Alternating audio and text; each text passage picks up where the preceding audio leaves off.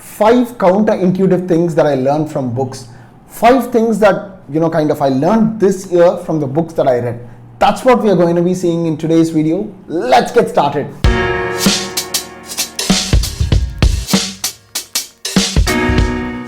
Hey folks, welcome back to my YouTube channel. I'm Praveen Ramesh, and on this channel I speak about a lot of non-fiction books, things that I'm learning from them, and I also speak about lessons that I'm personally implementing by reading these books.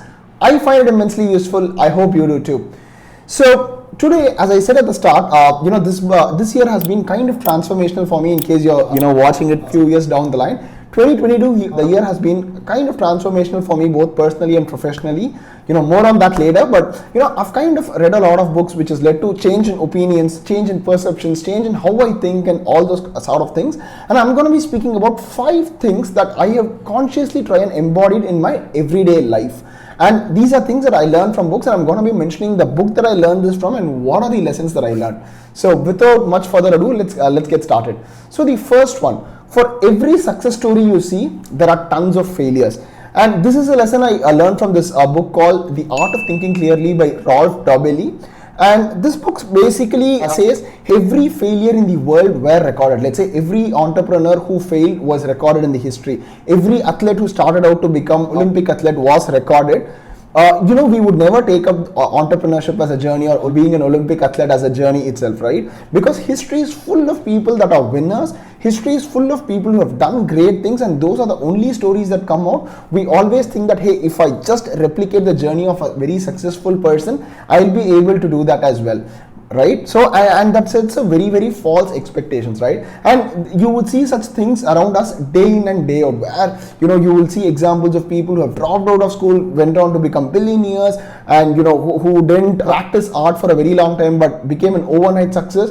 But little do we realize that these are exceptions and not the norm. This is the first lesson that I learned, that mild success can be attributed to hard work and the effort that you put in, but wild success, it is attributed to variance and pure luck. So once I took this in, my perspective on a lot of things changed, because I was someone who always compared myself to the most successful in whatever I was doing, and little did I realize that I was falling prey to this thing called survivorship bias.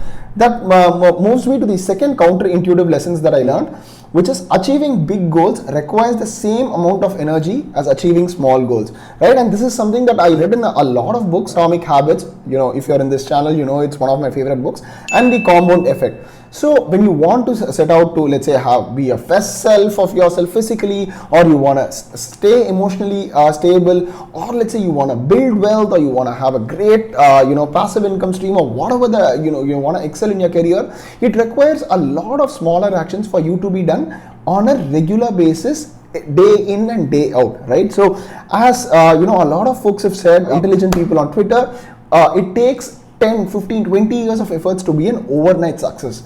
And where was I when I started out this creator journey, or even a year, 2 years back? Or I always thought, hey, I need to have that one great idea, one great piece of content, or that one magic diet that will ensure that I become magically fit. But no, what I realized is for you to achieve big things, you need to do a lot of small things right, and do them right on a regular basis. So that's the second biggest mindset shift that I've had this year. Let's move on to the third one. Learning requires unlearning and relearning. Again, this is a big draw. Thanks to Adam Grant for writing this book called Think Again, which according to me is one of the best non-fiction books that I've ever read, because Adam goes on to say that by default we operate in 4 modes, which is preacher, prosecutor, the scientist, and a politician. Sorry, I forgot the 4th one, so I had to look into my notes. So we always operate in this 4 modes. So Adam always says, hey, it's good to learn and constantly relearn things that you already have a fixated mindset on. It not only shows maturity in learning newer things, and it also helps you adapt to newer point of view. Let's say if I'm fixated on, let's say, the club that I support, or a political ideology that I have, or an opinion that I have on a certain matter, by closing out myself to not learning newer things, I'm only going to ensure that I never change my mind, and it's going to lead to a lot of conflicts. And who doesn't want to learn new things, right? So the third and the biggest counterintuitive lesson that I changed myself was ideas change. What we think is correct today may not be true at all. So, always make it a habit of questioning things and try to relearn whatever you know once every 6 months or once a year or whatever. You make a decision based on what you know at this point of time, being cognizant of the fact that you might change your mind about a specific thing in the future. I know this is very difficult with all the cancel culture that's going on social media, but try it. It's been very life changing for me. Moving on to the fourth one. So there's something that I read in a lot of behavioral economics book. It's called We Are Far More Emotionally Driven Than We Think. Because there's been a year of me reading about a lot of behavioral economics, decision making and things like that. Yes, it is great to know all these biases. It is great to know that, hey, these biases play a role. But when it comes down to that moment of you choosing between those two choices, personally for me, I feel I always lean towards one that makes me more emotionally happy. Again, it could be just me. You could still be very, very rational at the end of those two choices. But until those two choices, I feel I'm very, very objective in how I eliminate those choices. But when it comes to the last two, I'm more emotionally driven. So, and this has been a pattern for all the purchases that I've made this year, all the decisions I've taken and things like that. So, the fourth most counterintuitive lesson that I learned is I thought I was always subjective, but reading these books made me realize how emotionally driven I am, because I have things not for what they do to me, but rather the emotional value that it gives me, what it makes me feel.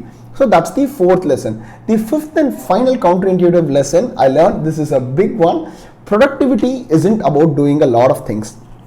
Again, if you've been following this channel, you know that I've read a couple of productivity books, tried a few apps and things like that. And my idea of productivity when I started this year was to say, hey, I need to get a lot of things done. I need to block every minute in my calendar to get things done. And my day is gonna be great only if I push myself beyond my limit. And it's kind of led to a lot of burnout, if I say so, because there was this point in my life at this year where I felt like, am I doing the right thing? Why do I always feel tired? I don't feel mentally involved to do these things and all those sort of stuff. So I told myself, hey, you know what? I'm going to do only 2 or 3 kind of things. One that give me the joy. I'm going to be consistently doing them. I'm never going to do anything that is against my will, right? So there are certain days when I don't want to be shooting or I don't want to be doing. I don't want to push myself saying, hey, you told your subscribers or you told internally that you're going to be doing 2 videos a week. And that's one of the reasons why I took a backseat in terms of producing 1 video a week. At times I haven't produced because I felt pushing the try harder button led to burnout and a lot of negative self-talk as opposed to actually getting the work done. And try to be more rather than do more. So what I mean by that is, if I have a 1 hour block, I try to cut out as many distractions as possible and work with full focus as opposed to doing 2 hours of shallow work, right? And this mindset shift of not filling my day only with a lot of things has led me to lead a much more happier and a fulfilled life and prioritize things very ruthlessly. So those are the 5 things that counterintuitive things that I started my year with a certain idea. I completely changed my opinion at the end of this year, and here I'm presenting to you those ideas. If you have rethought about any of the ideas or if you have relearned something, I would love to know from you, and do comment your thoughts. Until I see you in the next video, this is Praveen Ramesh signing off.